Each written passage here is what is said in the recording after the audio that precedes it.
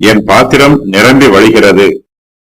என் சத்துருக்களுக்கு முன்பாக நீர் எனக்கு ஒரு பந்தியை ஆயத்தப்படுத்தி என் தலையை எண்ணெயால் அபிஷேகம் பண்ணுகிறீர். என் பாத்திரம் நிரம்பி வழிகிறது. என் ஜீவனுள்ள நாளெல்லாம் நன்மையும் கிருபையும் என்னை தொடரும்.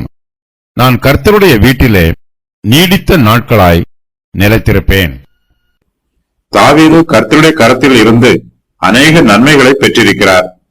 கர்த்தர் தனக்கு காண்பிக்கிற கிருபைகளையும் இரக்கங்களையும் நினைவு கூர்ந்து தாவீது கர்த்தரை துதிக்கிறார். கர்த்தர் தாவீதுக்கு ஒரு பந்தியை ஆயத்தப்படுத்தி வைத்திருக்கிறார். தாவீதின் சரீரத்திற்கும் அவருடைய ஆத்மாவுக்கும் தேவையான எல்லா நன்மைகளையும் கர்த்தர் அவருக்கு தாராளமாய் கொடுத்திருக்கிறார்.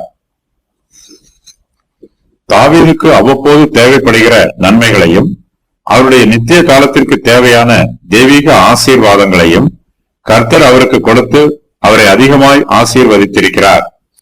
கர்த்தர் தாவீதுக்கு அவருடைய சத்துருக்களுக்கு முன்பாக ஒரு பந்தியை ஆயத்தப்படுத்தி இருக்கிறார். அந்த பந்தியிலே தேவையான போஜனம் எல்லாம் நிரம்பி இருக்கிறது. மேஜை விரிக்கப்பட்டு புசிப்பதற்கு ஆயத்தமாய் இருக்கிறது. மேஜையில் உள்ள பாத்திரங்கள் எல்லாம் நிரம்பி வழிகிறது.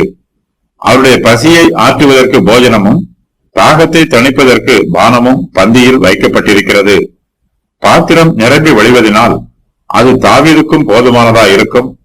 அவரோடு கூட பந்தியில் அமரும் அவருடைய சிநேகிதருக்கும் போதுமானதா இருக்கும். கர்த்தர் தாவீதின் தலையை எண்ணெயால் அபிஷேகம் பண்ணுகிறார். கர்த்தர் தாவீதின் மேய்ப்பராய் இருக்கிறார். ஆகையினால் தாவீது தாழ்ச்சி அடைய மாட்டார். தாழ்ச்சியை பற்றி பேசின தாவீது இப்போது நிரம்பி வழிகிற ஆசீர்வாதத்தை பற்றி பேசுகிறார். என் ஜீவனுள்ள நாளெல்லாம் நன்மையும் கிருபையும் என்னை தொடரும் என்று விசுவாசத்தோடு சொல்லுகிறார். தாவீதின் நம்பிக்கை அதிகரித்திருக்கிறது. அவருடைய விசுவாசம் வலுவடைந்திருக்கிறது. அவர் கர்த்தரை நம்பினார். கர்த்தர் அவரை கைவிடவில்லை. கர்த்தர் அவருடைய ஆத்மாவை தேற்றுகிறார். அவரை நீதியின் பாதைகளில் நடத்துகிறார். தாவீது பொல்லாப்புக்கு பயப்படாமல் இருக்கிறார். இஸ்ரவேல் ஜனங்கள் வனாந்திரத்தின் வழியாக பிரயாணம் செய்தார்கள். அவர்களுக்கு தாகம் உண்டாயிற்று. கர்த்தர் கன்மலையை பிளந்து அவர்களுக்கு நீரூற்றை கொடுத்தார்.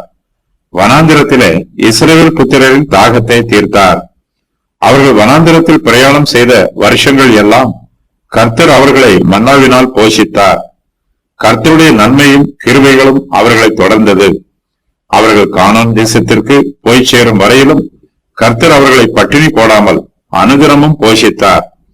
தாவீது கர்த்தருடைய கிருபையை நினைவு கூர்ந்து தனக்கும் அப்படிப்பட்ட கிருபை கிடைக்கும் என்று விசுவாசிக்கிறார். கர்த்தர் தம்முடைய பிள்ளைகளின் கரத்தை பற்றி கொண்டு அவர்களை முற்றுமுடிய வழி நடத்துகிறார். நம்முடைய ஜீவனுள்ள நாளெல்லாம் கர்த்தருடைய நன்மையும் கிருபையும் நம்மை தொடரும். நாம் இந்த பூமியில் ஜீவிக்கிற நாளெல்லாம் கர்த்தருடைய ஆசீர்வாதம் நமக்கு கிடைக்கும். நாம் இந்த பூமியில் ஜீவிக்கும் போது மாத்திரமல்ல, பரலோகத்தில் கர்த்தரோடு நித்திய காலமாய் இருக்கும் போதும் அவருடைய நன்மையும் கிருபையும் நம்மை தொடரும்.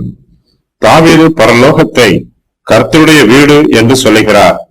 நான் கர்த்தருடைய வீட்டிலே நீடித்த நாளாய் நிலைத்திருப்பேன் என்று தாவீது விசுவாசத்தோடு அறிக்கை செய்கிறார். பரலோகத்திலே நம்முடைய பிதாவின் வீடு இருக்கிறது. அங்கு தம்முடைய பிள்ளைகள் எல்லோருக்கும் கர்த்தர் வாசஸ்தலங்களை ஆயத்தம் பண்ணி வைத்திருக்கிறார். பரலோகத்தில் உள்ள நம்முடைய வாசஸ்தலங்களை நாம் நித்திய காலமாய் தங்கியிருப்போம். கர்த்தரோடு கூட இருப்போம். இதுவே கர்த்தருடைய பிள்ளைகளுக்கு கொடுக்கப்படும் மிகப்பெரிய சிலாக்கியம்.